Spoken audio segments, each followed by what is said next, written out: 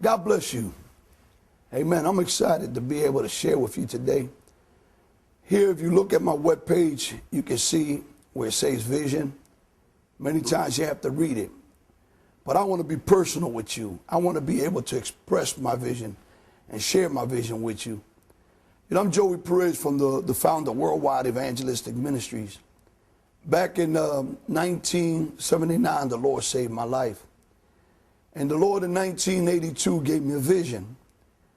I first of all didn't know what a vision was until I had some people explain to me what was my vision. And I started explaining to them the things that I was feeling in my heart as I became a Christian. In 1982, I had a dream when I was in Bible college in the island of Puerto Rico. And the dream that I had, I was sharing, I saw myself walking into a building. This building was real large, maybe about 60 to 80,000 square feet. And when I looked at the building, as I was walking towards the doors all of a sudden, they had opened up for me. And I heard a voice, and it was loud. It was like coming from above me. And it said to me, walk into the building. And I started walking in. As I got closer to the doors and the doors opened in to the building, I noticed that I saw steps that went down and a flight of steps that went up. It was like a split level building. And when I walk up to the second level of it, the second level, I noticed that there was a receptionist there, and she was there just doing some typing work. And when I looked to my right, I saw about 7, maybe to 8 secretaries working there. When I looked to my left, I saw classrooms. And the classrooms kind of like went around on an L shape. Then I heard some people walking in from behind me. So when I was on the second level and I turned around to look down at these people walking up the steps, I saw them bringing in big stacks of mail. And all the mail that were bringing in, I heard the same voice that had said to me, this is the support that will come from all over the United States. These guys were carrying buckets and big straps of mail strapped in rubber bands. And when they walked in, all of a sudden, they all went to my right, to my left, and walked away, taking the mail towards the back. But then I heard the voice that said to me again, go out of the building. And as I was walking down on the steps going towards the door, this time the doors opened outward. And I started to walk outside. When I got outside, I turned around to look at the building because I started hearing a lot of noise from behind. And when I looked up from the sky, I could see as I was looking to the sky, I saw a lot of fire coming down into the building. And it felt like I kept watching the fire because it was coming into the building, but the building wasn't burning up. And I kept watching the fire. As I kept watching it, all of a sudden, the doors that I had came out opened the same way outward. And when they opened out, the fire that was coming into the building started coming towards me. And as I got real close to me, I thought that it was going to touch me. But as it got about 2 to 3 feet away, the fire shot to the right and to the left. And I kept watching the fire as it kept moving. It was like from the ground to about 5 feet off the ground.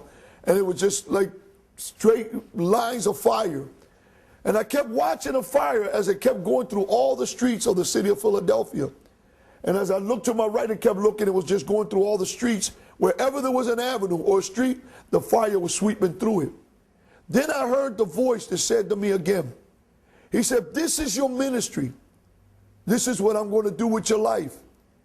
He said, I'm going to send down so much fire on your ministry that whatever I put into all the fire I'll send down into your ministry will also come out of your ministry, and it will sweep many streets of Philadelphia and even in the United States. Well, this vision has become a great reality. The Lord has called me to go into the streets.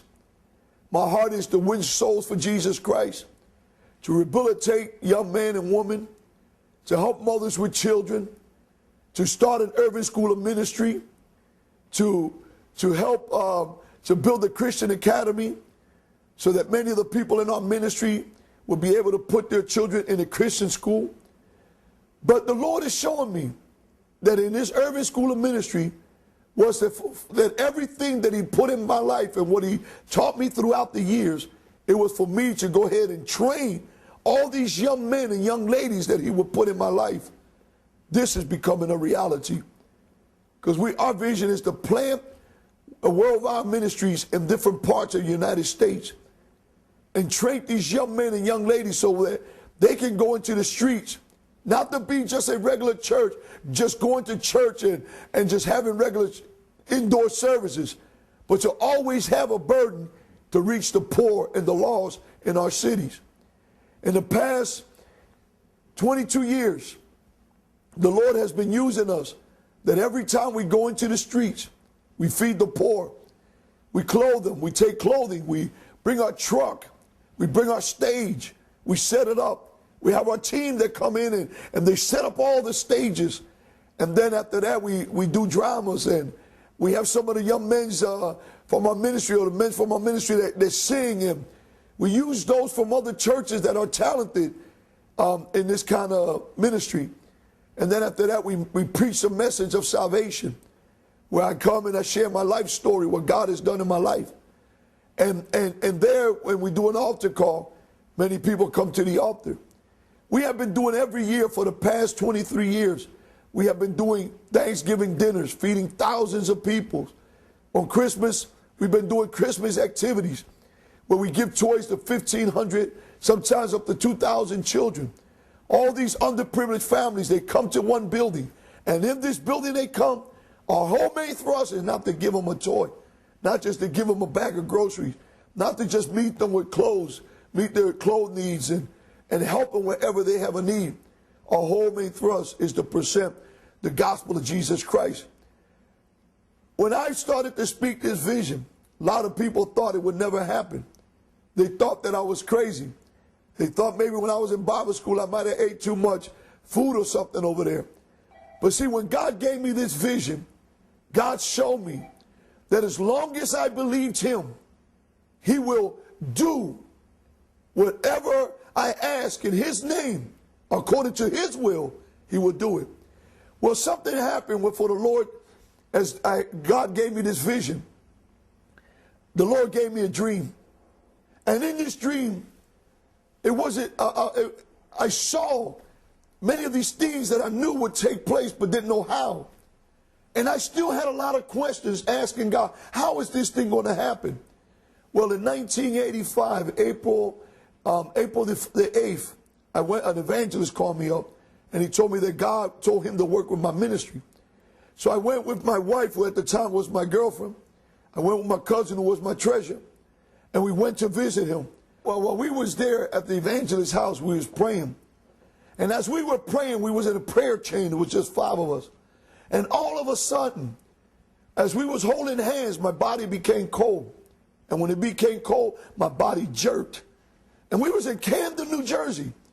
But when I opened my eyes, I looked and I saw I was in the city of Philadelphia. Now, whether it was in the spirit, whether it was in the flesh, I can't explain this to you. All I know, I say like Paul said, he know a man that went to the third heaven, whether it was in the spirit or the flesh, he can't explain it. Well, that's the best way I can explain it, is that when I opened my eyes, even though my hands were still stretched out holding someone else's hands, I wasn't in Camden, New Jersey. I was in Philadelphia. And right there, as I was looking, I heard a voice saying, look and observe and watch. And as I kept watching, I noticed that I could see the spirit world, demons all in the air. And the air was so dark because of all the demons. But then all of a sudden, I saw the big angel, must have been about 6, 7 feet tall. And he was 7 feet off the ground. And he had wings that came out from his back. And he had a white robe and he had sandals and he had a sword in his hand. And as I was watching the angel, every time he swung the sword 5 times. And every time he swung the sword, all I could see was all the demons being scattered from in front of me. And they were just being scattered. But every time the sword came down, all I could see was the vision that God has given me all the doors opening for the vision.